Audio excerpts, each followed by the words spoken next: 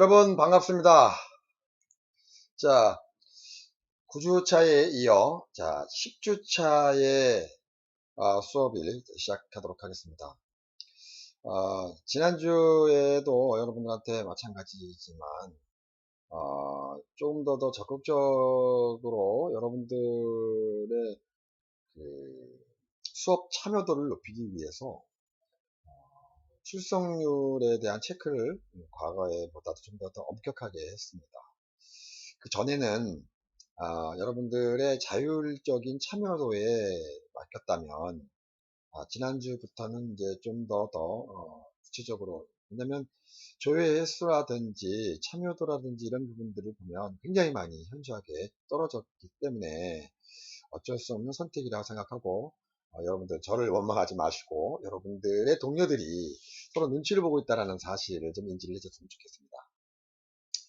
자, 더불어 올해 이제 코로나19가 이제 5월, 6월 달쯤 되면 진정이 될 것이다 라는 선택에 의해서 좀 여러분들과 이제 대면 수업을 좀 준비를 좀 하고 있었었는데, 아마 조만간에도 아마 그럴 가능성이 높았었는데, 이제 이번 주부터 이제 실기 수업의 경우는 대면 수업이 시작됐습니다. 물론 저희 과의 경우는 대부분이 다 대면 수업을 하지 않고 온라인 수업으로 이렇게 유지를 하고 있지만, 그래도 아쉬운 점이 굉장히 많아서 여러분들한테 이제 다음 주에와 그 다음에 남아있는 한 4주 정도 중에 한 개를 더, 2주 정도를 이제 대면 수업의 일환으로 이제 줌을 이용한 화상 강의를 할 예정입니다.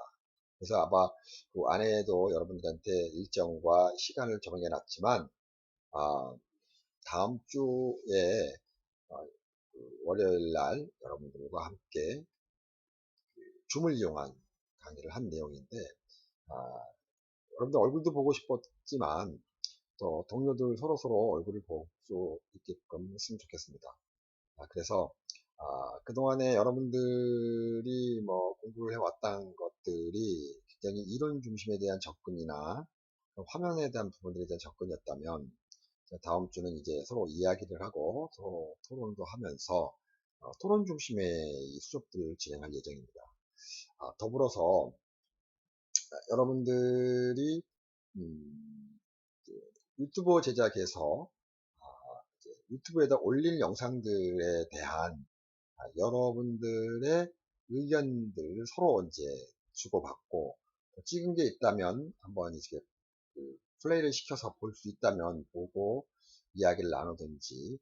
그래서 총 전원 팀 참석하는 사람들이 공이 다 자기가 무엇을 어떻게 할 것인지에 대한 발표를 딱 3분 이내에 발표를 하고, 그 다음에 3분이면은 40명 정도가 되니까 한 120분 정도는 가능할 것 같아요. 그래서 2시간 정도에 대한 3분 정도에 배려하고, 나머지 60분은 한 1분에서 2분 정도 질문을 받고 서로 이야기를 나누는 그런 시간을 갖도록 하겠습니다.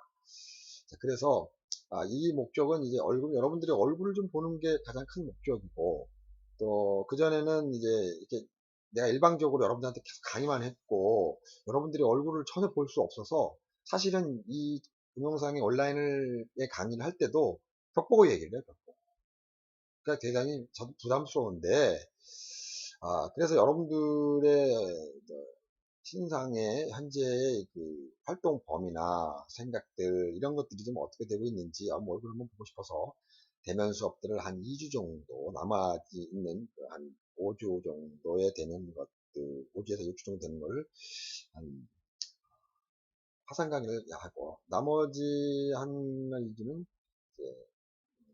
발표를 갖도록 하겠습니다. 발표를 할 때는 발표하기 전에 이제 물론 이제 이게 온라인 대면 수업으로 발표가 되어야 될 것 같은데, 어떻게 할 것인지 아직도 학교도 그렇고 교육부도 그렇고 애매모호한 상태가 됩니다.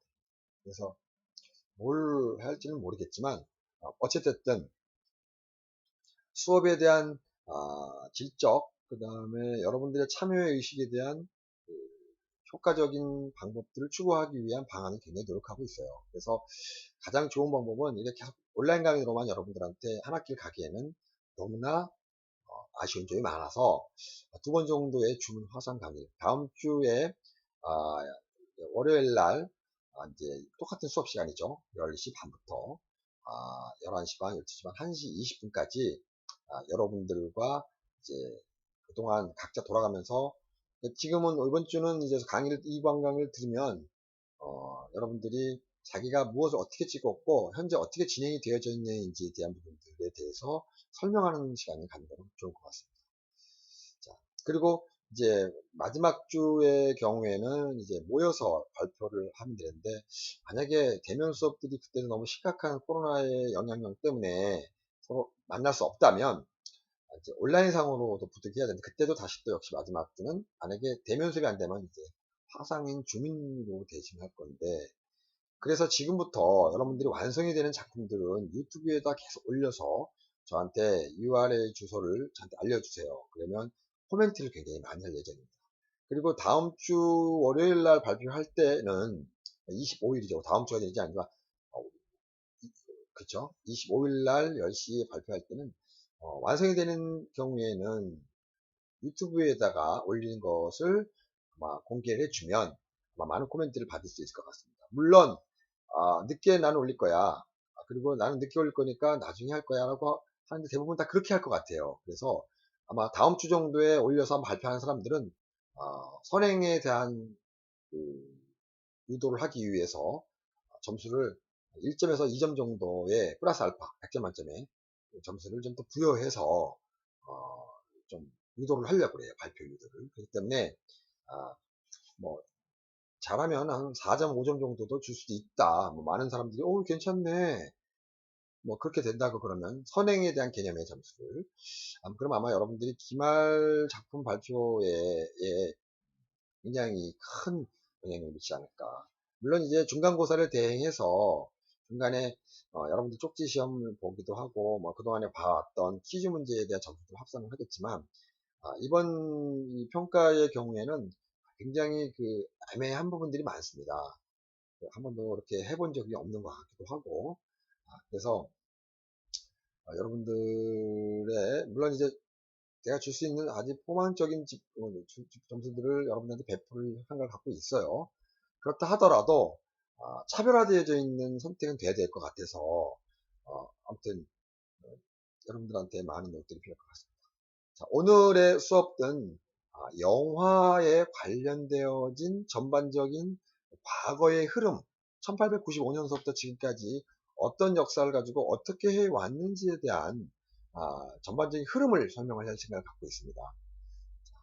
그래서 여러분들에 대한 좋은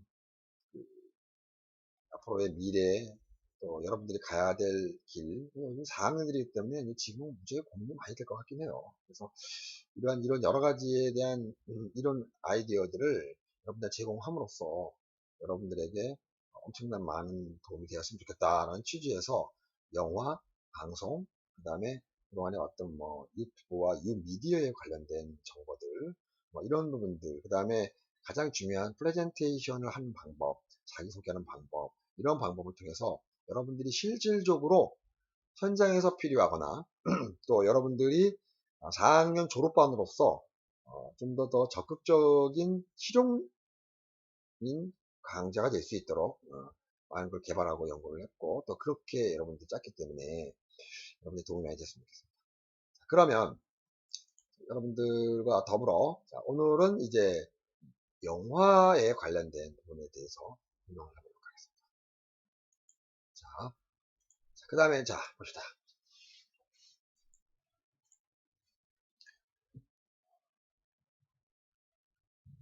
영상 콘텐츠 제작이 영화입니다. 오늘 이제 여러분들에게 설명해야 될 가장 적극적인 이야기는 복합적인 문화 양식으로서의 영화를 바라보는 시각이죠. 영화라는 개념은 사실은 영화는 지금 전 세계와 모든 일상들이 영상을 중심으로 이루어져 있단 말이죠. 그 영상을 만들게 되어진 가장 태초의 탄생이 영화라는 거죠. 영화가 개발돼서 탄생이 된 이래 지금은 많은 영상들이 만들어졌고 지금은 오히려 일상에서 영상이 활용되어지는 것까지 발전했다는 거죠. 그런 측면에서 보면은 영화는 굉장히 자부심을 가질 만한, 그리고 영상산업이나 문화산업의 핵심적인 역할을 21세기가 하고 있기 때문에 그 부분에 대해서 적극적으로 영화가 어떻게 발전이 됐고 어떠한 항목을 가지고 있고 어떻게 해야 되는지에 대한 개념을 알고 넘어가야만 여러분들이 무엇을 하던 간에 이루어지지 않겠느냐라는 생각 때문에 이 부분에 대해서 여러분한테 선택했습니다. 그런 측면에서 재현된 정치학과 영화 엿보기의 형성과 변화상의 중심으로 이제 보여지는데, 지금 이제 왜 이렇게 정치에 관련된 부분으로 하게 되냐면 어쩔 수 없는 상황이죠. 그 모든 이 사회의 흐름과 여러 가지 환경들은 정치와 떨어질 수 없는 환경이 만들어진다는 거죠. 그렇기 때문에 뭐 히틀러부터 시작해서 모든 정치인들, 지금도 마찬가지죠. 지금의 모든 정책, 정권, 그 다음에 현재 우리나라뿐만 아니라 모든 국가들이 이 매스 미디어와 동떨어진 차원에서의 정치의 성공은 없다는 걸로 알고 있기 때문에 그런 부분들을 여러분들이 체크하면 좀 더 적극적인 여러분들의 미래와 방법이 생기지 않겠냐 생각이 듭니다.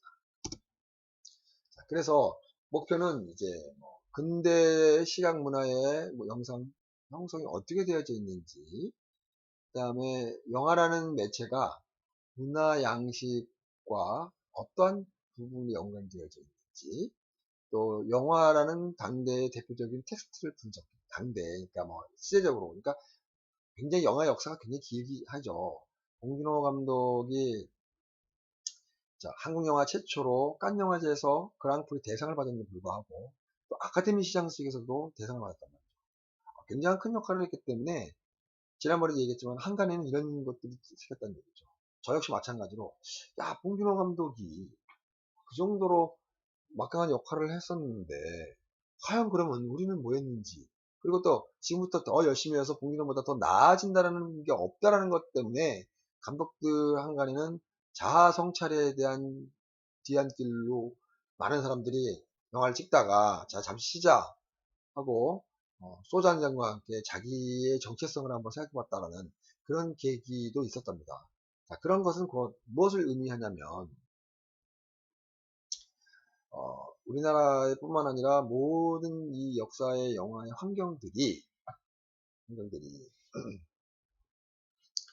문화의 시대적 당대의 흐름을 그대로 가져간다는 거죠. 그것이 영상으로도 표출이 되고 그걸 나중에 문화, 사회, 흐름, 정치까지 영향을 미치는. 그래서 오늘은 이제 영화의 재현의 정치학을 어떻게 추가할 것인지, 그 다음에 테크놀로지의 변화 주기는 어떻게 되는 것인지에 대한 개념이 목표인데 너무 어려운 목표 설정이긴 합니다. 이거 여러분들 무시하지 됐고 그냥 핵심적인 것만 정치, 텍스트, 당대에 대한 표현하는 분석 이런 것만 이해하면 될 것 같습니다. 자, 영화라는 매체들을 한번 훑어보면 영화는 19세기 말에 1890 정확하게 난 맨날 이걸 외칩니다.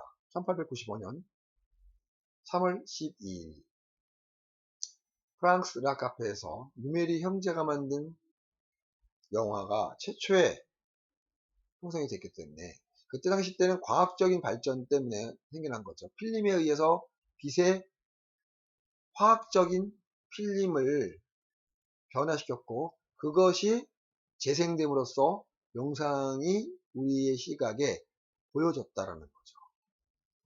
그런 환경에서 그 이전에 이제 영화의 경험을 어떻게 이해해 주냐면 영화를 만들기 위해서 많은 노력들이 했겠죠.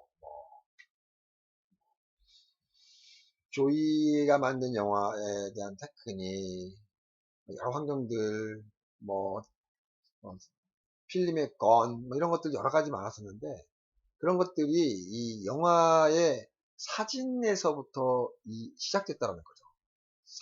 사진은 스틸 사진이죠. 하나로 존재하는 건데, 이 존재되는 이 사진들을 1초에 24프레임을 이렇게 연결시켰더니 새로운 영역의 움직임을 볼 수 있었다.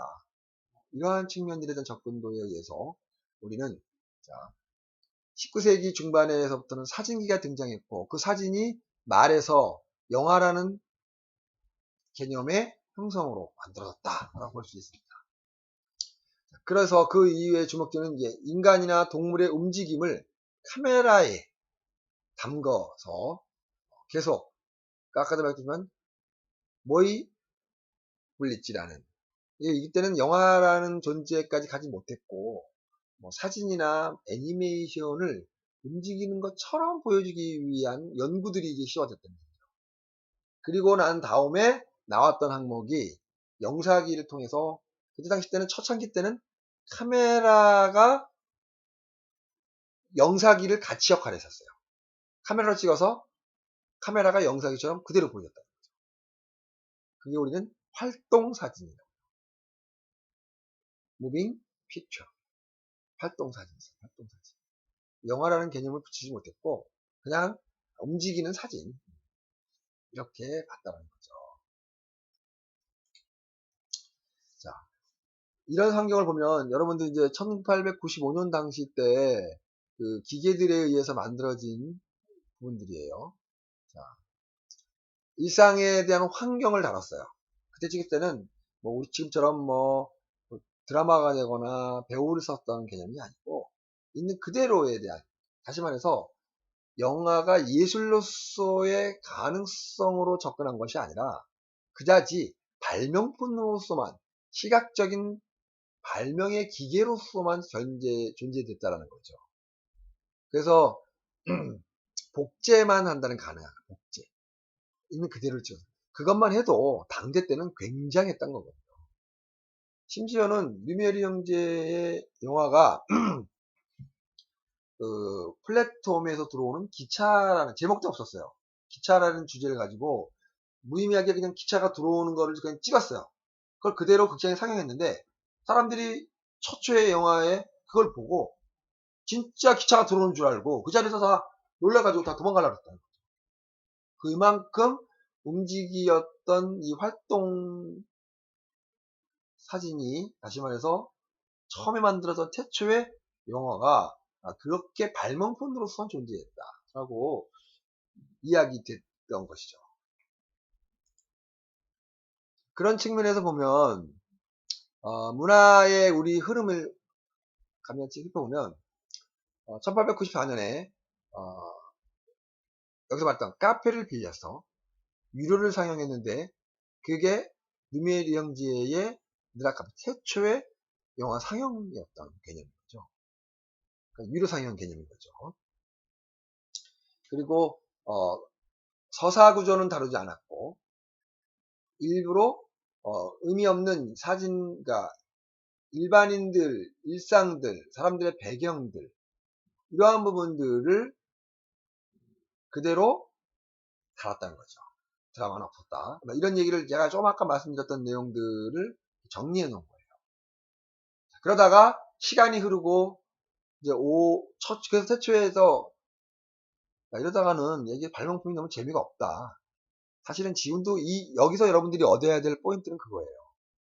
어저께 그저께도 이제 세미나 가서 이제 얘기를 나눴던 내용 중에 하나가 뭐였냐면 그거였었어요.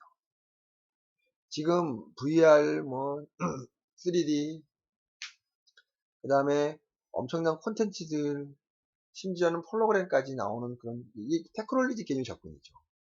이런 것들이 많이 나왔는데, 자 3D의 역사를 한번 봅시다. 1968년에 3D의 기술을 이용해서 영화가 만들어졌었어요. 근데 히트를 못 쳤어요. 그러자 이제 여러분들이 너무 잘 알고 있는 영화가 이제 기억이 안 나네. 3D로 상영이 되면서 한때 엄청난 파급 효과를 일으키고 야 이제 3D 시대가 왔다. 그러니까 40년이 지난 지금에서야 콘텐츠가 만들어서 거기에 부합하는 콘텐츠가 만들어지니까 그때 사람들은 3D라는 개념을 좀 더 과거 30년 전 걸 다시 도입했다는 얘기죠. 다시 말해서 여기서 말하는 포인트는 그거예요. 지금 초창기 때 처음으로 이 기계가 만들었다는 거예요. 영화자는 기계. 그 다음에 5년이고 10년 흘렀더니 재미가 또 없어졌어요. 왜? 콘텐츠가 너무 식상하니까. 그러다 보니까 조르지 멜리에스 같은 사람들이 이제 클로우샷도 만들기도 하고, 그다음에 그리피스가 교차 편집도 만들어주고, 이렇게 다양한 영화 콘텐츠를 제작하는 하드웨어가 아닌 소프트웨어가 서로 만들어지면서 영화는 예술로서 발전의 가능성들이 굉장히 높았거든요. 아인슈타인이 많은 것들을 개발했죠. 영화에 대한 기법, 영화가 갖고 가고 있는 스토리텔링에 대한 그 여러의 구성, 그 다음에 심지어는 몽타주 기법에 관련된 부분들로 완성이 됐기 때문에 지금까지 왔다는 거죠. 그러한 소프트웨어적 컨텐츠가 뒷받침이 되었기 때문에 1920년대는 드디어 영화들이 과거의 연극을 그대로 복사 촬영해서 그냥 상영만 해주는 역할을 했던 것이 이제는 독자적으로 드라마를 만들고 영화를 만들고 또 때에 따라서는 인물도 재구성해서 배우들을 집어넣기도 하게 됐고, 그래서 오늘날의 영화가 이 시대에 중간중간에 많은 역사에서 당대에 있지만 시대의 핵심적인 요소가 가면서 이제 영화라는 매체가 영화로 제한적이지 않고 지금은 유튜브, 뉴미디어, 방송, 심지어는 VR에 있는 콘텐츠까지 많은 영향을 미쳤다는 거죠. 이제는 우리가 살아가는 이 세상사에 없어서는 안 될 존재로 남아있다는 얘기죠. 거기에 포인트의 핵심은 뭐가 있냐? 컨텐츠에 만들어내는 아이디션이구나. 거기에 대한 들어가야 될 우리가 만드는 지금 여러분들이 컨텐츠 디자인 수업에 배우는 건 컨텐츠라는 거죠. 중요한 건 컨텐츠입니다. 컨텐츠를 잘하는 사람들은 영원히 죽을 때까지 죽고서 100년, 200년, 300년도 영원히 이름은 존재하는. 과거에 인생은 짧다. 예술은 길다. 이 얘기가 바로 여기에 나왔던 거죠. 인생이 당대의 기계 문명과 일상에 대한 생활을 했다면 그가 만든 컨텐츠는 역사가 100년이든 1000년이 흘러도 그대로 후세에게 이어가는 것은 그만큼 콘텐츠가 중요하다는 개념인 거죠. 다시 말해서 사상, 의지, 인간이 갖고 있는 생각, 느낌, 감정 이게 중요하다는 거예요. 자, 여러분들이 사회에 나가서도 마찬가지로 이러한 부분들을 더 좋게 많이 생각한다고 그러면 그럴수록 여러분들은 능력 있는 사람들이 빨리 될 수 있고 또 여러분들이 없으면 안 되는 사람의 존재로 값어치가 급상승하는 포인트라고 보는 거죠. 과거에 우리 학교 다닐 때 저도 마찬가지로 학교 다닐 때 편집을 잘하고 촬영을 잘하는 친구들이 너무 부러웠어요. 그들이 전부인 줄 알았어. 그들이 다인 줄 알았어. 그러나 사회에 나거나 현장에 나가면 그렇지 않아요. 역전이 됩니다. 콘텐츠를 만들고 콘텐츠에 대한 주축이 되는 사람들이 얼마든지 돈을 고용해서 활용할 수 있다는 거죠. 자, 그렇다면 여러분들이 갈 길이 어디인지 나올 것 같습니다. 그렇지 않겠습니까? 내가 가야 될 길이 과연 어딜까? 물론 컨텐츠를 만들기 위해서는 기본적으로 하드웨어 부분들이 기반이 돼야 되겠죠. 촬영, 음향, 조명, 편집, 심지어는 그걸 전송하고 있는 IT 기술 존재해야 되겠죠. 거기에 존재 가치를 더 값어치 있고 더 쓸모 있고 더 많은 사람들이 활용하게 만들어주는 것은 콘텐츠가 할 역할이라는 거예요. 제7강구가 3D 영화, 한국 영화로서 3D 영화를 만들어서 많은 돈을 들였고 배우들, A급 배우들 엄청 많이 사용했는데도 불구하고 성공을 못했다는 거죠. 왜? 3D의 시장은 좋았는데 그거를 실어 담을 컨텐츠의 내용이 빈약하니까 3D 시장은 지금은 또 희지부지 되어버렸다. VR도 마찬가지입니다. 지금. 내가 VR 연구를 고민을 많이 하고 VR도 지금 학교에 찍어서 온라인으로 우리 학교 전경을 VR로 올려놨었어요. 여러분들 보시면 알겠지만 올라가 있어요. 기계적 측면이나 새로운 영상의 측면을 바라볼 때 대단했던 역할을 했던 것인데 얘가 결정적인 역할을 하진 않는다는 거죠. 왜? VR의 포인트를 줬기 때문에. 아마 VR의 플러스 컨텐츠의 기능과 주제가 정말 기발했다면 정말 멋있는. 자, 아까 생각이 안 났던 건 아바타의 경우도 마찬가지지만 아바타가 전 세계의 3D 시장을 급부상시켰던 컨텐츠예요. 그게 없었다면 1968년도에 만들었던 3D가 40년이 지난 이 시점에서 그렇게 급풍할 수가 없다는 거죠. 컨텐츠가 곧 기술의 발전과 미래를 만들어낸다는 거죠. 그런 측면에서 여러분들이 지금 내가 이 영화에 관련된 부분을 설명할 때의 주목적인 포인트는 당대에 어떠한 트렌드가 인기가 많고 어떠한 트렌드의 컨텐츠가 기획되는 것들을 파악해야 된다는 거죠. 그것만 파악할 줄 안다면 여러분들의 미래는 밝고 있습니다. 여러분들의 미래는 굉장히 희망적일 것이다라는 얘기를 하고 싶은 거예요. 지금 연속적으로 여러분들한테 쭉 설명했던 내용들이 중복되어진 거죠. 자, 뉴메리 형제와 메리스 그리피스의 계속 이야기 전개의 플롯, 테크닉, 반복들이 겹쳐져서 오늘날의 스토리텔링이 아주 조화롭게 이루어졌다라는 얘기를 했고, 또 아인슈타인에 대한 몽타주 기법들에 대한 개념들이 이렇게 접근했다는 얘기를 좀 아까 했었어요. 그 다음에 다큐멘터리의 영역에 관련된 부분에서도 새로운 시점과 시각에서 다큐멘터리를 다뤘던 그러한 부분들의 개념을 아까 여러분들 간단히 얘기했습니다.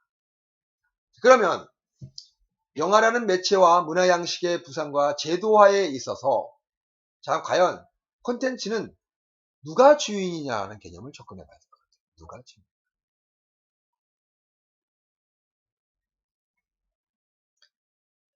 대중의 흥미만 갖고는 안 됩니다. 그걸 감동시킬 수만 있는 감정의 결정적 역할을 하는 것이 바로 영화라는 거죠. 그런 것들의 성공 요인이 됐을 때 비로소 영화는 급부상하면서 흥행에 성공한다는 거죠.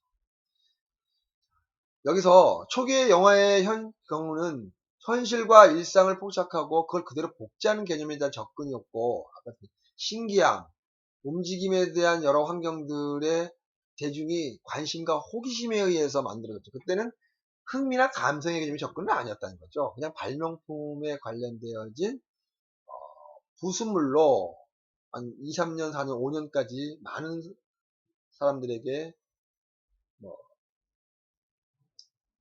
집중을 받았기도 하고 그걸로 또 상업적인 요소에서 돈도 벌기도 했단 말이죠. 저는 이제 제 일을 간단히 해보면 저는 이제 영화를 방송을 했었어요. 방송은 돈을 벌 목적으로 했었고요. 그때 돈을 많이 비율을 추측했습니다. 영화는 사실은 돈을 벌 목적으로 한 것이 아니라 소위 말해서 영화가 갖고 있는 예술적 행위에 의해서만 영화를 만들었다. 이 얘기를 하는 이유의 포인트는 거기에 있습니다. 예술로서의 존재에서도 안 되고 또 예술을 저버리고 그냥 돈 버는 일환으로만 목적으로 해서 안 된다는 거죠. 돈과 예술이 같이 겸비됐을 때 그와는 돈과 명예가 동시에 온다는 거죠. 명예만 갖고 가면은 밥 빌어 먹어서 배고파서 죽을 그런 지경까지 가게 되고 또한 돈만 벌게 되면 세속적인 사람들로 오인돼서 스스로가 자아성찰에 돈 엄청 많이 벌었다 하더라도 허한 느낌을 받습니다. 이거를 양대를 동시에 추구해야만 근데 그게 잘 되지 않죠. 돈을 추구하다 보면 예술적 가치가 떨어질 것이고 또 예술적 가치를 따지다 보면 돈이 떨어질 것입니다. 나는 그걸 그대로 경험해온 일상을 그 다음에 그동안의 과거를 살아왔었어요. 돈 많이 벌던 돈만 먹는 영화는 예술적으로 갖다 보니까 이게 중간에 동시에 겸비됐으면 좋겠다는 아쉬움이 굉장히 많았던 부분이에요. 자, 그런데 여기에서 말하는 영화에 대한 매체의 양식의 구조와 제도화의 경우는 대중의 흥미와 감성의 견인만 고민을 해보라는 거죠.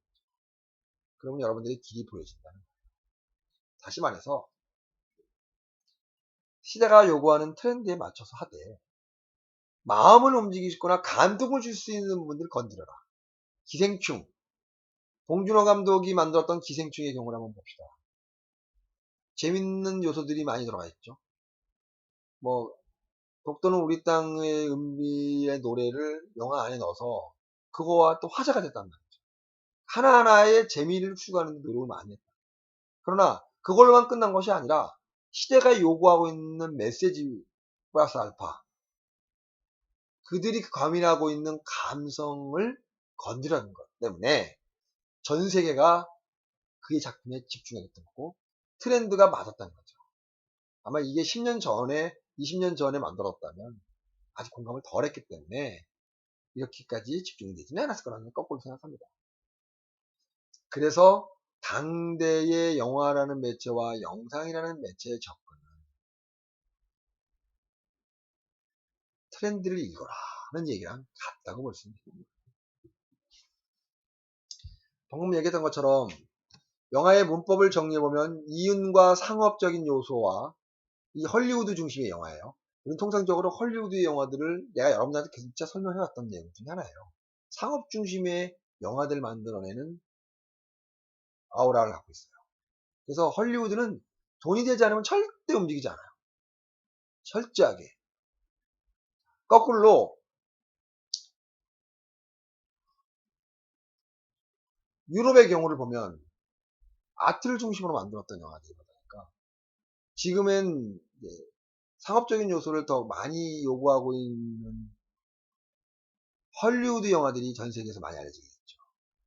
돈이 예술보다는 좀 더 값이 있어 보이는 것 같아요. 현재 이 사회는 그래요. 아마 이념이 존재할 때, 소위 말해서 지금은 러시아지만 옛날에는 소련이었죠. 소비에트 연방이라고 미국하고 이념으로 서로 견제할 당시 때는 서로가 견제가 되기 때문에 우리 같은 개발도상 국가들이 혜택들이 많이 받게 됐었어요. 지금은 그것이 깨지다 보니까 우리가 이제 일종의 기약을 많이 받죠. 그런 것처럼 영상의 문법에 이윤과 상업은 절대 떨어질 수 없는 헐리우드 공식들이 들어가요. 그래서 우리는 내가 통상적으로 장르형 영화나 기획 영화를 헐리우드 서사구도라고 얘기해요. 네, 헐리우드 서사구도는 이 구도를 명확히 갖고 있거든요. 아주 명확히 갖고 있어요. 여기에서 조금이라도 어긋나면 시나리오를 다시 써야 돼요. 지금 저도 여러분들처럼 시나리오를 쓰고 있습니다. 근데 거기에서 결정적으로 굉장히 스트레스 받는 부분이 헐리우드 서사 구조에 자꾸 어긋나는 부분들이 발생이 되기 때문에 고민이 됩니다. 그 안에는 뭐가 있겠어요? 당연히 캐릭터가 있겠죠. 주제가 있고, 복선이 있고, 배경이 있고, 볼거리가 있고, 그리고 더불어 플러스 알파 문법, 그 다음에 그 영화만 갖고 있는 특정한 의미, 이런 것들을 장르라는 영화의 패턴에 의해서 만들어지는 것이, 이것이 곧 헐리우드 서사구도라는 거죠. 헐리우드 서사구도는 이걸 꼭꼭 지켜야 돼요. 지키지 않으면 영화를 찍을 수 없어요. 제작자들이 찍게 해주지 않아요. 그래서 독립영화가 왜 나왔습니까? 자본으로부터의 독립. 헐리우드 서사 구조의 이윤과 상업으로서의 독립으로서 독립영화가 나오게 됩니다. 그래서 미국도 인디 페스텔, 다시 말해서 독립에 대한 영화를 그런 측면에서, 그러니까 다시 말해서 제도와 이윤과 상업에 의해서 만들어진 틀을 벗어난 독립으로서의 영화. 독립영화는 작가의 영화가 많아요. 다시 말해서 이윤을 추구하는 목적을 하다 보면 스토리텔링들이 어떻게 바뀌겠습니까? 당연히 배우 중심이 되고 주제와 복선과 영화적 기법과 문법들이 굉장히 많이 사용하게 된단 말이죠. 그래서 그런 부분들을 배제하고 새로운 영역들을 만들어내는 것이 바로 초창기의 영화의 경우 설명에 아까 했듯이 연극이나 공연을 중심으로 만들었는데 이거를 탈피하고 영화만에 대한 개념의 스토리텔링을 만들기 위해서 한동안 많이 적용되었던 부분들은 멜로드라마, 그 다음에 추적물, 모험물 이런 것들을 많이 다뤘다고 볼 수 있는 거예요. 그런데 지금의 경우는 상황이 바뀌었죠. 자, 영화관과 문화 소비에 대한 고려. 자, 극장이라는 것이 존재했기 때문에 아마 돈을 벌 수 있었던 가장 포인트들이 만들어지지 않았나 생각이 듭니다. 지금 이제 여러분들 이제 수정을 잠깐 해야 되는 상황이라서 잠깐만 수정을 하고 들어가겠습니다. 지금 화면과 사진이 겹치게 나와서 이 부분을 수정을 하고 한번 다시 정리해 보도록 하겠습니다. 자, 요 정리하는 방법, 요거는 지금 OBS의 부분이 이상하네요. 왜 이게 적용이 안 되는지 모르겠는데 적용 안 되는 포지션인 것 같아서 자 봅시다. 요 부분은 디자인에서 요거를 이제 좀 바꿔볼게요. 그래야지 될 것 같아요. 그래야지 겹치지 않을 것 같아요. 그럼 아마 상황이 바뀔 것 같습니다. 이렇게 디자인을 좀 한될 겁니다. 옆에가 좀 보일 것 같습니다. 네. 겹치지는 않았죠? 근데 이제 문제는 이제 어디가 되느냐? 화면이 조금 이렇게 쓰러질 것 같습니다. 자, 영화의 진화와 변화에 대한 개념을 설명해 봅시다. 진화. 무성영화 시대를 우리는 1920년대 무성영화죠. 그러니까 간단히 설명하게 영화라는 부분들을 여러분들이 과거에 많이 설명했는데 제가 이제 여러분 정리해 보는 거죠. 무성영화 시대에서 유성영화 시대로 바뀌어갔다는 거예요. 그 다음에 헐리우드의 영화에서 기반으로 스타 시스템이 만들어졌다. 스타 시스템들은 여러분들이 설명 좀 했기 때문에 너무 잘 알고 있죠. 스타를 중심으로 해서 모든 영화들이 제작된 거죠. 그게 장르형 영화의 헐리우드에서 이루어졌던 영화라고 볼 수 있는 거예요. 그러다 보니까 대중이 원하는 장르, 대중이 원하는 취향 이런 것들을 중심으로 만들어진다는 거죠. 거기에 맞는 기술, 거기에 맞는 환경 이러다 보니까 헐리우드 영화는 우리가 예술 영화로서의 시점을 보지 않고 대중의 문화와 내저의 측면을 본다는 거죠. 다시 말해서 내저와 문화가 들어가면 대중이 소비와 그 소비를 위한 일종의 뭐라고 그래야 돼요? 엔터테이너먼트로 준한 개념만 접근한다. 그게 바로 현실이었던 거죠. 그 안에 이제 허구, 허상, 그 다음에 미래, 희망 이런 부분들이 이제 헐리우드가 주는 꿈, 그 다음에 인간의 아름다움의 일상 이렇게 한다고 볼 수 있습니다. 자, 그 다음에 영화가 이제 스타 시스템으로 바뀌어졌지만 그 이후로 이렇게 이제 헐리우드의 이제 MGM 또 유니버스 스튜디오 디즈니 뭐 이런 이제 영화 제작사들이 많이 만들어지면서 이제 대중이 좋아하는 취향, 욕망 이런 부분들을 계속 개발하고 연구를 했겠죠. 그 다음에 거기에 맞춰서 이제 장르도 나오게 되고 또 기획, 스타 마케팅, 그 다음에 배우들의 관리, 그 다음에 영화를 만들어내는 질적인 그 퀄리티 이런 것들을 많이 만들어냈겠죠. 그래서 이제 나오면 여기 여러분 알겠지만 파라마운트부터 많은 이 21세 폭스 이런 회사들이 1920년대에 만들어져서 부를 창출해가면서 지금까지 존재하는 그런 회사들이죠. 대단한 그러니까 헐리우드만이 존재하는 개념인 것 같아요. 우리나라의 영화사는 이렇게까지 큰 회사들이 없어요. 그러다 보니까 수시로 바뀌거나 수리인들이 없어지거나 사라지죠. 그렇지만 여기는 대규모의 자본의 논리에 의해서 흥행에 성공해왔던 결과에 나온 회사들이라 100년 넘는 회사들이 대부분 다 주를 이루고 있다는 거죠. 그거를 영화 산업의 제도처럼 미국은 이 영화 산업을 역대 수출용품의 가장 중요한 장르 분야로 본단 말이죠. 자, 영화를 당대를 대표하는 텍스트의 차원에서 분석을 해보자는 개념을 적용했죠. 굉장히 어려운 부분들인데 여러분들은 제가 이제 이렇게 이 챕터를 가지고 온 가장 포인트는 앞으로 여러분들이 어떠한 방식으로 어떻게 나가야 될 것인지를 역사의 영화라는 역사에서 쭉 전체를 분석해 본 결과를 여러분들한테 하나씩 보게 되는 거예요. 그런 측면에서 앞으로 미래는 어떻게 할 것인지를 한번 그냥 예로 보자 측면인 거죠. 지금 여러분들한테 제가 요구한 사항은 뭐냐면 유튜브 제작이에요.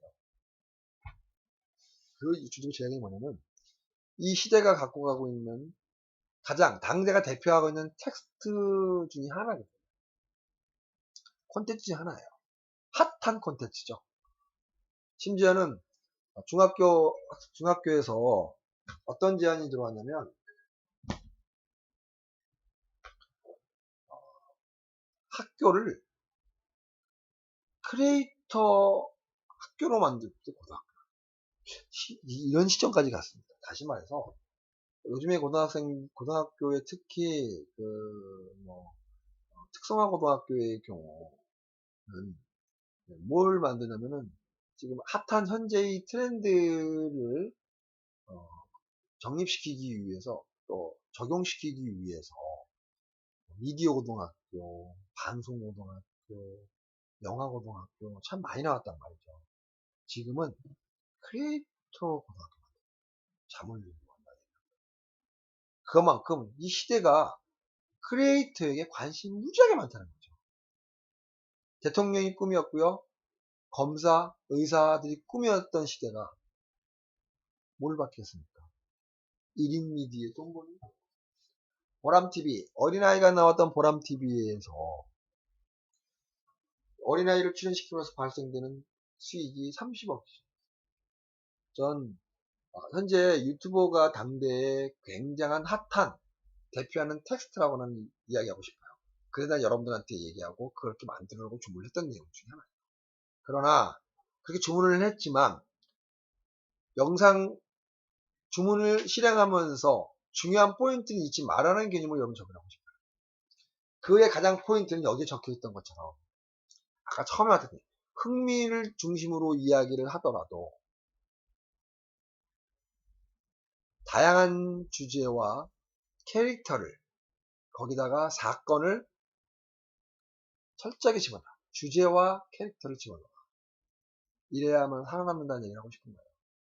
지금은 여러분들이 제출되어져 있는 유튜브의 콘텐츠들은 제가 간단 명료하게만 여러분들한테 코멘트를 했었어요. 그 이유는 뭐냐면 내가 여러분들한테 코멘트를 하는 얘기는 내가 만드는 유튜브지 여러분이 만드는 유튜브가 아니라는 개념에서 기술적 측면에서 여러분들 접근을 하고 여러분들 알려주고 싶지만 제5의 이 의견이 여러분들의 생각과 크리에이터를 저해시킬까봐 좀 더 적게 하고 있는 적게. 그래서 기술적 측면만 보려고 노력한 거고 그런 측면에서 보면은 여기서 보시 알겠지만 시대가 요구하고 있는 주제, 캐릭터, 그죠? 그 다음에 특정한 가치, 그리고 현재 가장 핫한 이데올로기 이러한 것들을 좀 넣었으면 좋겠다라는 생각을 앞으로 해봤어요. 그래야만 성공률이 높아요. 요즘에 잘 나가는 것들은 몰래카메라나 먹방이에요. 좀 바뀌겠죠 앞으로는. 왜 먹방이 인기가 그렇게 많을까? 못 먹어서? 왜 그럴까? 이 고민을 많이 하거든요. 지금 트렌드니까. 자, 그러다 보니까 우리가 이제 일상에서 못 먹었을 때는 너 밥 먹었니가 인사였어요. 너 밥 먹었니? 하도 못 먹으니까. 그때는 아무거나 먹어도 먹기만 하면 대단했었단 말이에요. 근데 지금은 그렇지 않아요. 맛있는 걸 먹고 싶고, 맛있는 거 없으면 안 먹는 게 차라리 낫다. 그러니까 그만큼 부유한 생활의 일상이 만들어지는 현실의 테크닉에서 어떠한 것들이 만들어지냐는 개념들이 접근하는 거예요. 그러다 보니까 먹방이 인기가 많았던 거예요. 누구는 어떻게 먹더라. 누구는 뭐 어떻게 먹더라. 지금은 맛집 찾아가는 것들이 굉장히 인기가 많았어요. 지금 그런 시대가 왔다. 트렌드가 핫해요. 그러니까 맛집 찾아가는 그 트렌드가 사회의 반반에 쫙 깔려있다 보니까 그게 급부상하는 거예요. 그러니까 시대를 읽으라는 얘기예요. 여기서 말하는 영화를 빙자했지만 나는 여러분들의 콘텐츠 접근하는 방식에 대한 부분들로만 얘기하고 싶은 거예요. 당대에 대표하는 텍스트를 분석해라. 주제, 이데올로기, 특정한 가치. 그리고 단순한 대중의 오락, 소비의 개념만 접근하지 말 것이고, 시대가 갖고 있는 고민, 사회 문화가 갖고 있는 고민, 그리고 불균형하게 만들어진 문화, 이런 부분들을 고민하라는 얘기예요. 조금 전에 얘기했던 기생충의 포인트는 뭡니까? 불균형한 사회에 대한 고발 영화거든요. 기생충. 잘 사는 사람들에게 기생하고 사는 사람. 물론 극단적으로 너무 많이 비하행을 하겠다 하더라도 영화니까 그렇게 해야죠. 그래야만 집중할 수 있다는 거예요. 사회에서는 할 수 없겠죠. 드라마에서 할 수 없죠. 아예 지하에서 숨어 살면서 기생하고 먹고. 대단한 거죠. 이러한 개념의 접근이 오늘날의 기생충을 최고의 영화로 만들어졌다. 이 부분이 명확하죠. 시대의 변화와 사회 문화와 불균형한 부분들을 적절하게 담았다. 자, 그 다음에 또 다른 측면에 대한 텍스트에 대한 분석을 한번 봅시다.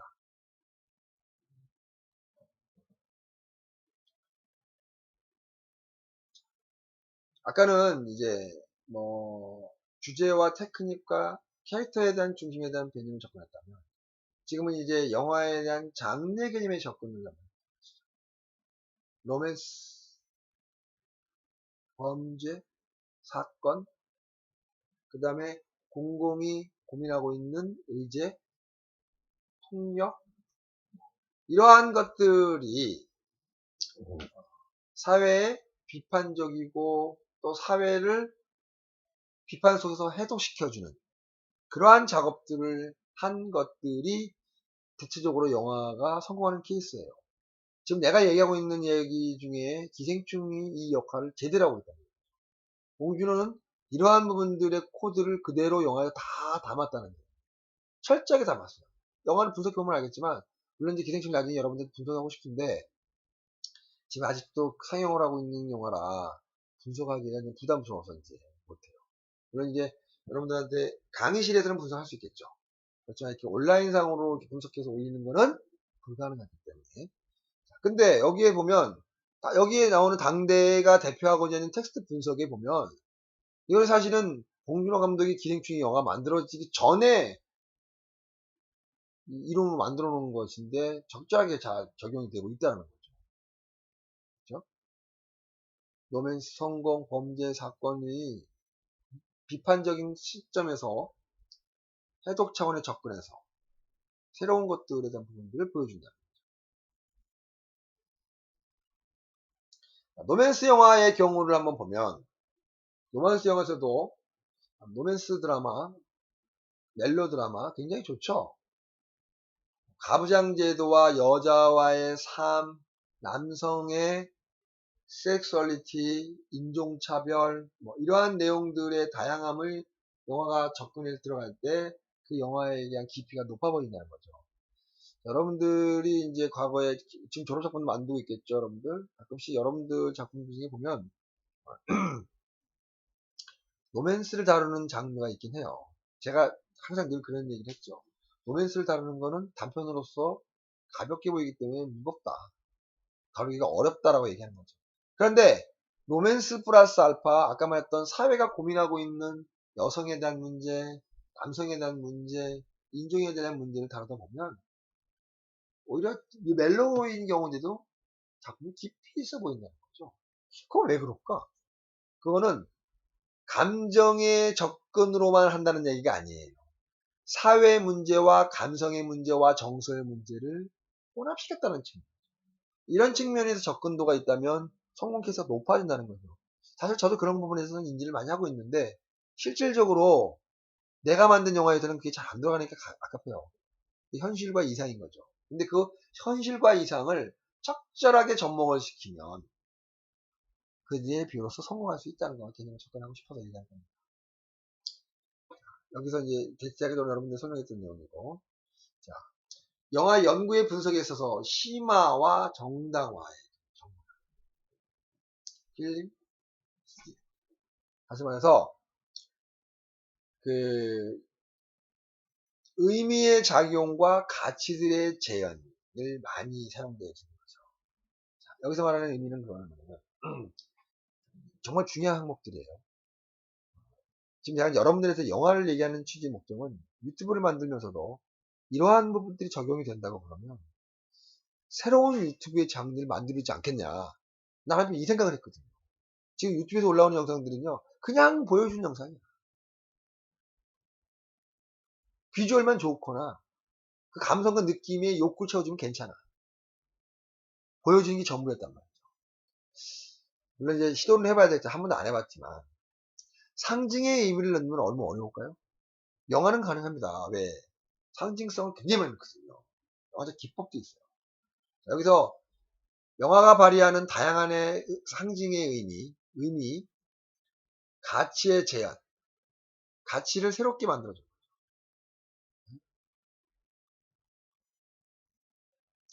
그렇게 되면 당연히 주목받게 되죠.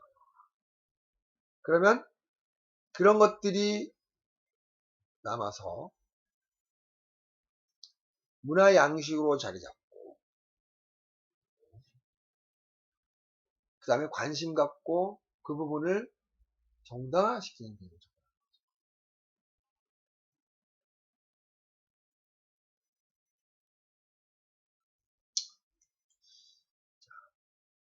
여기서 이제 여러분들한테 또 다른 이제 정치적인 학문에 대한 접근을 좀 하고 있는 중인데, 굉장히 어려운 항목들은 하겠어요. 사실 정치에 대한 부분들을 다루기에는 어떻게 보면 조금은 불편한 항목들이라서 꼭 필요한 항목들이긴 합니다. 영화와 방송은 정치는 뺄 수 없는 항목들이기 때문에. 자, 영화가 세계를 지배하고 영화가 문화를 지배할 수 있었던 부분은 정치적인 영향력이 철저하게 매칭이 됐기 때문에 가능하다. 뭐 이런 사례에서는 여러분들한테 얘기할 수 없지만 기록으로 남으니까. 기록으로 남지 않는다면 사실은 비하인드 스토리를 많이 얘기하고 싶었던 점도 있어요. 그런 항목들을 얘기 못했다는 건 좀 아쉽긴 하겠지만, 정치적인 항목들이 보여지진 않지만 굉장히 많이 적용되는 영화예요. 방송도 물론 마찬가지겠죠. 자, 그런 측면을 볼 때 정치는 미래를 바라보고 있고 미래에 대한 또 다른 희망을 갖고 싶어하는 대중들의 마음을 긁어줄 때 정치는 성공하거든요. 정치라는 거는 득과 실리와 권리와 고난들에 대한 총체적인 것들을 공유하고 나눠주고 또 독식하고 장악하는 행위들이거든요. 그러다 보니까 이 매스 미디어에 대한 개념이 접근할 때는 절대적으로 필요하다는 거예요. 특히 이제 아까도 첫 데이터만 얘기했지만 히틀러가 유럽의 2차 세계대전을 섬협하면서 유럽을 다 이렇게 장악했던 이유 중에 하나는 이 영화의 역할이 엄청 컸다는 거예요.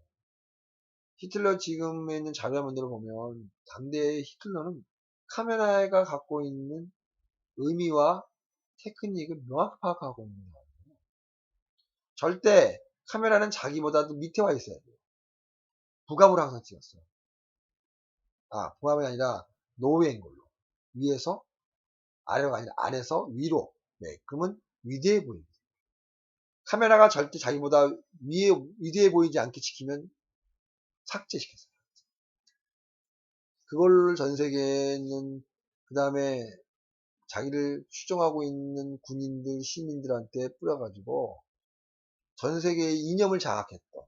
그래서 당대 2차 세계대전이 있을 때 가장 효과를 봤다. 그런 개념입니다. 영화는 강력한 정서적 효과에 감정이입을 갖고 있어요. 중요한 포인트죠. 나는 항상 이 강력한 이 감정이입과 정서 효과가 영화가 갖고 있는 가장 큰 장점이라고 저는 여러분들한테 얘기합니다. 왜? 영화관에 가서 눈물 흘리고 웃고 기분 좋게 하고 생각을 많이 하려는 거 위해서 사람들은 자기 주머니에 돈을 내는 거거든요. 그게 없다면 굳이 영화관 찾아가서 그럴 필요는 없다는 거죠. 간이 시간 뺏겨 돈 주면서 봐야 돼. 뭐 목적이 뭡니까? 정서적 효과에 의해서 감정이입을 통해 나 자신에 대한 재발견을 하고자 싶어서 했던 거. 그래서 여기에 나오는 것들은 자, 멜로드라마는 감성을 다루고 있는 정서 효과의 극치의 극치. 멜로는 이 감성의 정서 효과가 없으면 이루어지지 않는 것이 멜로드라마죠.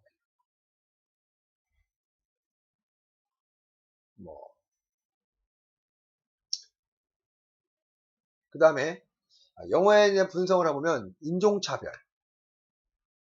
그 다음에 가장 많이 다루고 있는 부분이 성적 접근이죠. 성적 접근. 젠더, 기호학, 그죠? 굉장히 중요한 항목들이 있습니다. 기호학, 젠더와 성정치학, 이런 부분들, 인종차별, 이런 부분들. 지금 내가 여기서 이제 분석되어진 이 내용들은 핵심 단어만 뽑아서 이 부분에 대한 항목들을 영화에다가 다뤘을 때, 그냥 이 영화는 그냥 괜찮아지지 않는 영화가 아닌, 괜찮은, 뭐, 해볼 만한, 뭐, 그러한 영화가 되지 않겠냐는 생각을 합니다. 자, 지금 굉장히 어려운 항목들을 여러분들 다루고 있다 보니까, 여러분들한테 굉장히,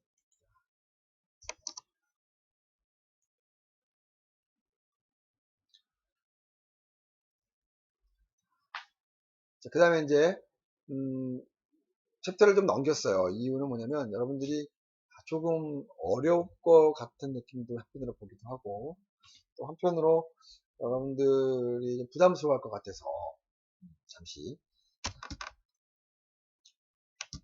한 페이지만 넘겼습니다. 그 다음에 이제 테크놀로지가 주는 변화의 의미. 아까 서두에 설명했던 것처럼 지금 아바타 아까 생각이 너무 안 났는데 지금 너무 잘 나요. 아바타가 나오고 있는 환경들 한번 봅시다. 아바타 환경. 어떤 환경일까요?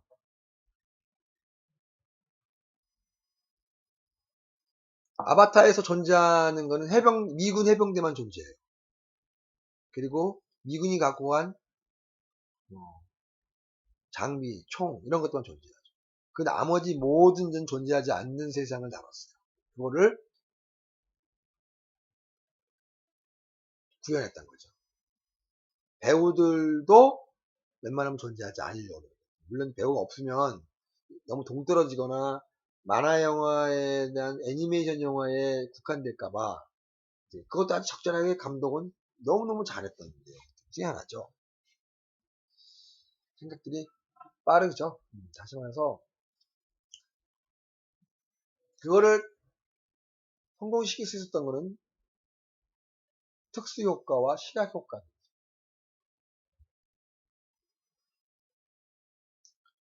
기술 발달, 컴퓨터 그래픽들이 많이 발달됐고 디지털을 이미지화 시키는데 결정적 역할들을 했다는 거죠. 아바타에서 나오는 남자 주인공, 여자 주인공들의 캐릭터들이 다 애니메이션의 작품이라는 거죠. 근데 그것이 웅장하고 감동적이고 아까 서두에서 처음에 중간에 얘기했던 것처럼 어떤 것들이 중심이었어요? 감정이입이 정말 잘 돼요. 인간의 본성에 대한 이야기를 다루고 있어요. 아바타가 만약에 인간이 존재하지 않는 걸로만 다뤘다면 아바타 성공할 수 없을 거예요. 스필버그스가 처음에 10년, 그러니까 아바타 개봉하기 10년 전에 만들었던 시나리오인데, 그때 당시 때 많은 사람들이 말 같은 소리를 말아, 이건 무슨 이게 영화냐. 너무 압수한다 해서 뺏지 말았던 시나리오를 10년 뒤에 다시 꺼내서 만들었더니 전 세계 대박이 쳤던 그런 영화. 아바타가 벌어들이는 영화는 그 수익은 현대자동차가 판매하는 대수나 보수는 무엇보대요. 대단한 거죠. 현대자동차는 원가가 들어가잖아. 60%씩, 70%씩. 차량 만드는 기계들이 필요하고 인건비 필요하고. 근데 아바타 영화는 어땠어요? 물론 만들어졌죠. 초창기 때. 나머지는 만들어지지 않잖아요. 돌리기만 하면 되잖아. 몇 천억, 몇 조씩, 몇 천억 불로 받았으니 몇 조를 벌었는지 모르겠죠. 대단한 돈을 창출했겠죠. 그렇지만 휴머니즘도 있고, 자, 그래서 포인트는 이제 현존하지 않는 사물이나 인물들을 인공 가공을 해서 특수효과나 시각효과를 통해서 테크놀로지가 영화의 접목이 돼서 영화가 급부상 했던 개념인 거죠. 거기에 뭐까지 적용시켰냐? 3D까지 적용시켰어요. 입체 영상. 다시 말해서 현실, 우리가 바라보고 있는 현실과 가장 가까운 쪽의 접근이라는 거죠. 굉장히 중요한 항목들입니다. 지금은 이제 어떤 영역들이 많이 생겼어요? 웹툰? 한때 우리나라도 웹툰이 인기가 많을 당시 때는 만화 작가들이 기존의 이 스토리 만화, 지금도 이제 만화를 그린다는 접근이라고 하고, 웹툰은 또 만화라고 얘기하지 않고 웹툰으로 접근한단 말이에요. 장르가 같은 것 같은데도 불구하고 그 세계에서는 좀 달리 접근합니다.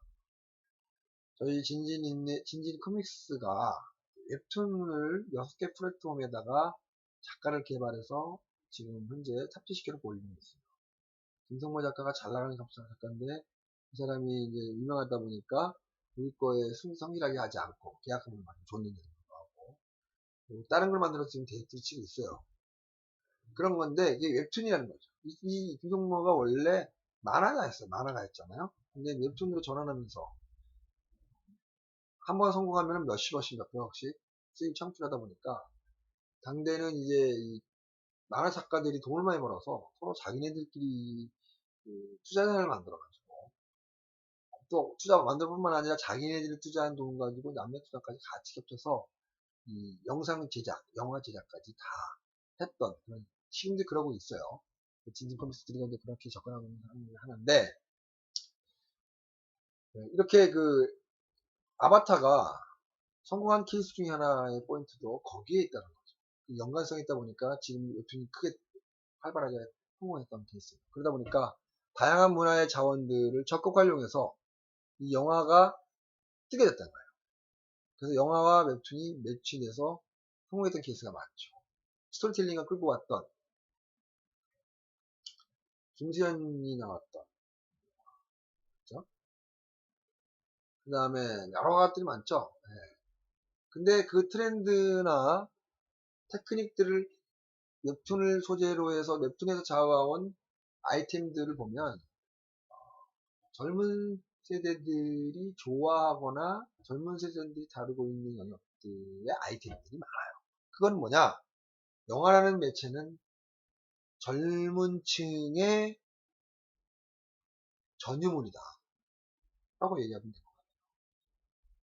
지금은 이제 뭐 나이 많은 중년층의 대중들을 좀 확보하려고 많은 노력들을 하고 있긴 해요. 그렇지만 그래도 젊은 층인 것이 전유물은 맞다. 그래서 웹툰이 계속 끌어오고 있는 것도. 근데 헐리우드에서 추구하고자 하는 이 테크놀로지의 항목들의 생산, 배급, 그 다음에 소비에 대한 측면은, 인도라는 나라와 홍콩, 한국이라는 나라의 개발이 다른 접근이에요. 헐리우드는 전 세계를 다 장악하고 있어요. 인도는 이제 일종의 헐리우드가 들어가고 있는 항목이긴 한데, 인도는 이제 아트 중심의 형태의 영화들이 많이 만든다. 우리나라가 통상적으로 영화가 1년에 장편 영화 기준으로 200편, 300편 정도, 과거에는 뭐 100편 정도 만들어졌는데, 인도는 1년에 2000편씩. 못 사는 나라들거든. 그만큼 정신세계에 대한 뭔가 다루고자 노력하는 분들이 많이 보입니다. 인도는 철학인 개념이 적분이 많죠. 헐리우드는 거기에 비해서 굉장히 상업적인 접근이 많고, 또 휴머니즘 접근이 많고, 뭐 이런 개념들이 그죠. 자, 그러다 보니까 엄청난 투자와 기획들이 요구돼요. 그리고 현재 우리가 살아가는 이 트렌드 세상에 상품인 거죠. 그리고 당대의 사회적인 트렌드를 적극적으로 반영해야 될 중요한 목들. 그래서 우리가 기획영화라고 합니다. 사실은 저는 기획영화를 많이 만들진 않아요. 그냥 예술영화와 독립영화들을 많이 만들고 있는데 그의 이야기의 포인트는 거기에 있어요. 여기 있어요. 저는 영화를 상업적인 면으로 접근한 적은 한 번도 없었어요. 아트, 예술, 접근을 하다 보니 관객들은 헐리우드 서사 구조를 너무 익숙해 와 있기 때문에 홍상수 감독 영화나 김기덕의 영화나 저 같은 예술 영화나 독립 영화들을 별로 관심 없. 그래서 헐리우드 서사 구조의 포인트는 그거거든요. 그 즉시 휴머니즘을 느끼고 그 즉시 즐겁고 그 즉시 끝나고 나오면 통쾌하게 끝나는 정도. 헐리우드 서사 구조의 포인트. 그런데 예술 영화는 달라요. 가끔씩 여러분들 예술 영화를 뭐 관람 해보라는 얘기를 해보고 싶어요. 제가 만들었던 여러분들이 이 수업 시간에 뵀던 뭐 어디로 갈까요?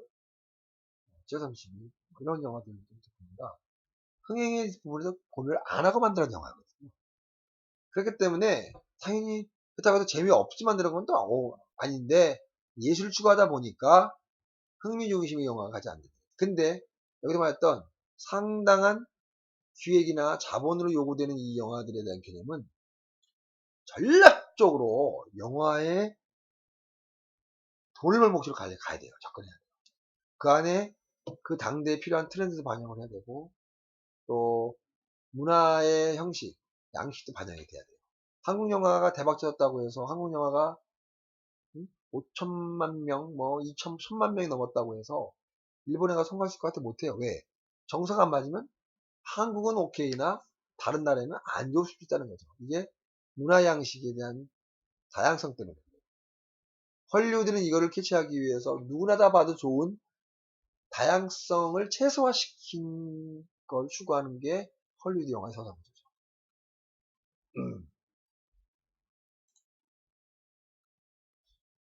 그 다음에 또 지구의 온난화, 그 다음에 그 지구가 갖고 있는 고민, 이런 부분들의 항목들을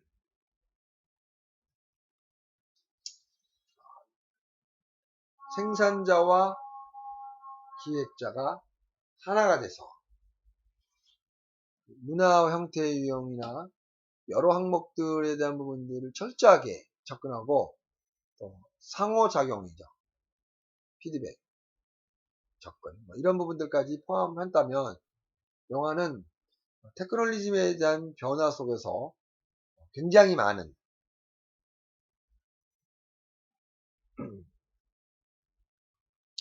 시각성, 대중미학 이런 측면들이 접근을 해야 된다는 거죠. 그래서 여러분한테 미학적 측면 굉장히 많이 얘기하고 또 어떻게 하고 한국 영화에서 나름대로 잘 나갔다는 영화들을 보면 올드보이나 설국열차 그런 말해서 박찬욱 감독, 봉준호 감독 그죠? 굉장히 많은 역할들을 한 사람들이에요. 그래서 해외에 나가서 나름대로는 성공 케이스를 잡았던 것은 올드보이는 사실은 엄밀히 따지면 박찬욱 감독이 일본에 있는 영감을 가지고 들어온 거예요. 설국열차는 밖에 나가서 다른 나라의 사람들하고 같이 혼합해서 만들었던. 근데 성공했는지에 대한 여지는 잘 모르겠어요. 그렇지만 우리나라 대항에서 전적이 성공을 했죠.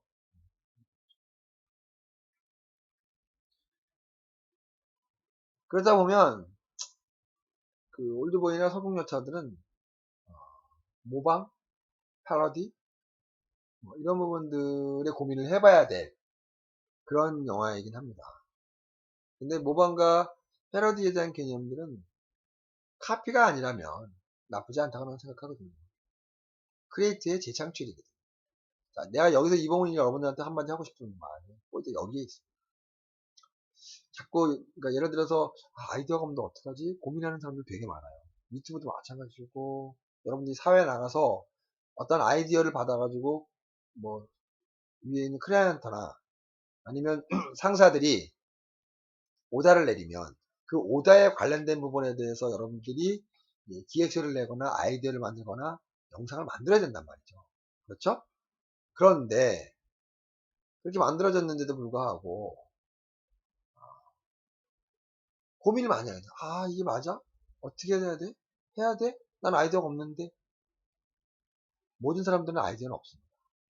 여기서 말했던 모방과 패러디에 대한 개념에 대한 접근도를 여러분들이 해보라는 얘기. 대부분 감독들이 봉준호 감독 비롯해서 박찬욱 감독 이분들이 다 어디에 마인드에 접근이냐면요. 고민할 때 자기가 생각하고 있는 영화를 봐요. 그걸 보면서 거기에서 영감을 얻어요. 영감을 얻고 부담스러우면 그걸 또 그대로 모방하는 거예요. 올드보이의 경우는 원작이 있죠. 어디에서 또 영감을 얻어요. 그러니까 내가 여러 얘기는 영화의 발상 이런 부분들을 여기서 말해서 영상 문법, 장르, 특수효과, 시각적 추구, 재구현 이런 방식들을 다른 영화를 보면서 캐치를 하는 얘기예요. 그리고 아이디어를 거기서 뽑아내세요. 대체로 다 그렇게 아이디어를 해요. 그걸 우리는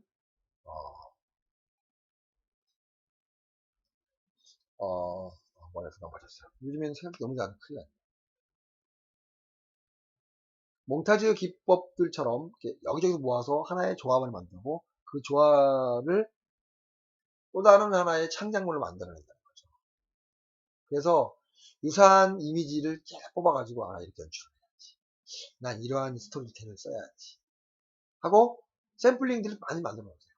그러면 기업이나 클라이언트가 요구하거나 상사가 요구하는 아이디에이션에서 좀 더 쉽게 풀 수가 있는 하나의 지름길이 될 수 있지 않나 생각해요. 아이디어가 막힐 때는 자꾸 보세요. 다른 걸 보고 자꾸 영감 얻으려고 노력하세요. 그러면 나도 모르는 사이에 나 자신이 새로 거기에서 또 다른 아이디션을 만들어낼 수가 있잖아요. 그런 측면에서 오늘 여러분들한테 영화가 갖고 있는 변화와 단내가 갖고 있는 핵심들의 포인트를 설명한 내용들은 그렇게 아이디어를 뽑아가라는 측면인 거죠.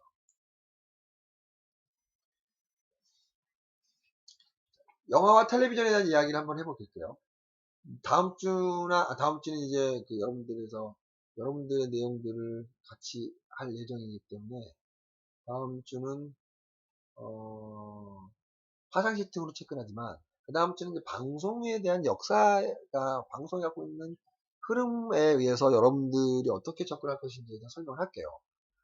그렇지만 오늘은 이제 예를 들어서 1950년도 때 텔레비전 1948년도나 46년도에 최초의 영화 TV가 만들어져서 상영이 됐죠. 등장하게 됐고 2차 세계대전 이후에 본격적으로 텔레비전이 등장을 했어요.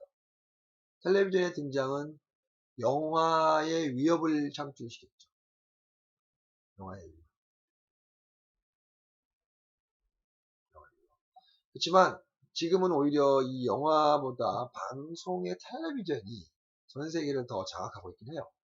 이게 이제 트렌드의 발전이라고 볼 수 있죠. 그래서 항상 여러분들한테 1950년대나 40년대 후반을 보면 영화와 텔레비전이 교차하는 시대이고 또 그것을 공존하는 시대라고 얘기를 하죠. 그런 상황 속에서 이제 대형화되어져 있는 영화가 이제 조그만한 모니터로서 전환되는 시점이 오게 됩니다.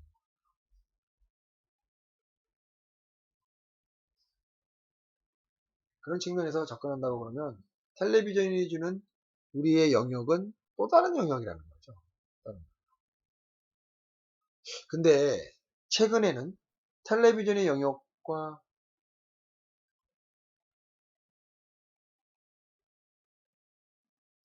현재 텔레비전 영역과 영화의 영역과 인터넷에 상영되어지는 영역이 무너지고 있죠. 없다고 했습니다.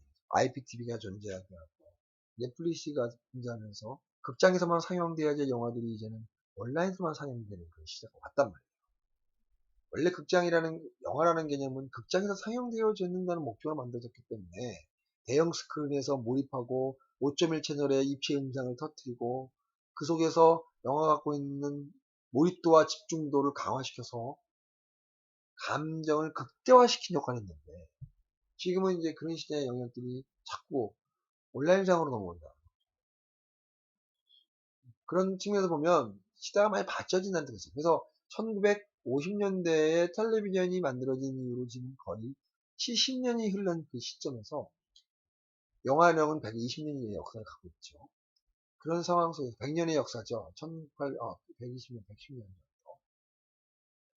흐름을 보면 어떻게 보면 우리가 가가야 될 혼란 이런 것들이 굉장히 많은 시대에 접근하게 된 거예요. 그래서 난 여러분들이 영화로만 고집하라고 하지도 말고 방송으로 고집하라는 얘기도 하지 않아요. 차라리 유튜버라는 크리에이터의 창작 속에서 기회가 된다고 그러면 여러분들이 다양하게 갔으면 좋겠다는 측면에서 4학년인데도 불구하고 유튜버를 양산을 시켜봐라 라고 샘플링으로 지금 이 수업을 통해서 만들어지는 거죠. 작년에는 이런 흐름만 얘기를 했어요. 앞으로 어떻게 갈 것인지, 어떻게 하면 좋겠는지, 또 미디어 시장이 어떤지, 이런 시장에 대한 개념에 대한 콘텐츠 디자인 속을 만들어냈는데, 올해는 여러분들이 체험을 통해서 뭔가를 해봐라는 측면에서 디자인에 대한 개념에서 유튜브 제작을 집어넣었던 거예요. 부담 갖지 말고, 네, 나는 테크닉적인 측면의 카메라의 화상도 이런 부분들보다도 어떻게 트렌드를 인식을 하고 집중을 봐줄 수 있는 노력을 했는지. 제가 처음에 오늘 수업에 처음에 뭐라고 얘기했어요? 테크놀리가 중심한 게 아니라 컨텐츠에 대한 기획 아이디션이 더 중요하다고 얘기를 했잖아요. 기술이 앞서가다 하더라도 컨텐츠가 없으면 이 기술은 발전할 수 없다는 얘기라는 거 바로 여기에 둔거고 얘기하는 거예요. 그런 측면에서 볼 때 여러분들이 촬영팀이 존재하든 조명팀이 존재하든 편집팀이 존재하든 제작 기술 연출 존재하든 간에 컨텐츠를 읽는 분석도 컨텐츠를 읽어야 될 그 시점 시각 이거를 키우지 않으면 여러분들은 그냥 기능인 테크놀로지 기능인 기능사밖에 되지 않는다는 개념입니다. 기능사는 창조하지 않아요. 있는 그대로의 기술을 빨리빨리 다룬다는 목적으로의 개념만 안 된다는 거죠. 우리는 문화를 다루고 우리는 역사의 한 주체가 되는 정신적 세계에 대한 만족도를 주는 그러한 일을 종사하기 때문에 거기에 기술자든 거기에 연출자든 제작자든 작가든 자기가 갖고 있는 생각들을 콘텐츠화 시켜주는 작업들이 필요하다는 거예요. 그래야 현장에서 살아남을 수 있고 그것을 잘 완성시키고 그것에 대한 핵심을 전제할 때 그 사람은 영원히 이 업계에서 박수받는 사람이 된다. 여러분들 지금 고민이 많을 거예요. 물어보죠. 항상 물어보죠. 너 뭐 하고 싶어? 어디 갈 거야? 저 아직도 연원출 촬영 조명을 확정 안 됐는데. 늦지 않았어요, 그래도. 촬영, 조명, 음향, 연출, 제작, 기술, 미술을 무엇을 하던 간에 콘텐츠 제작하겠다는 마음으로 머리도 시점으로 여러분들이 고민을 하면 여러분들의 현장에서는 여러분들이 좀 더 깊이 있는 녀석이구나. 깊이 있는 직원을 뽑았구나라고 생각한다는 얘기죠. 그래서 그냥 기술적 측면만 접근하는 그런 사람들보다 여러분들이 더 유리한 고지에 올라간다. 이 얘기를 하고 싶습니다. 오늘의 포인트는 사실 거기에 있어요. 그래서 테크놀로지인 기술에 대한 접근을 보다는 여러분들이 고민하고 있는 환경, 이런 부분들을 콘텐츠 제작 기획 쪽으로 풀자. 이런 마음으로 여러분들이 생각했으면 좋겠습니다. 사실 지난주는 여러분들이 이제 이 부분은 이제 여러분들이 아까 말했던 것처럼 뭐 아바타예요. 아바타 이야기의 제작 감정이나 이런 부분들 설명했던 내용들이라서 접근해서 하겠습니다.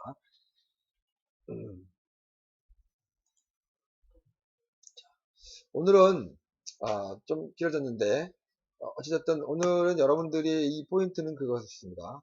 자, 여러분들의 환경들이 지금 졸업으로 연결되는 부분들이라 고민이 많을 거라 생각합니다.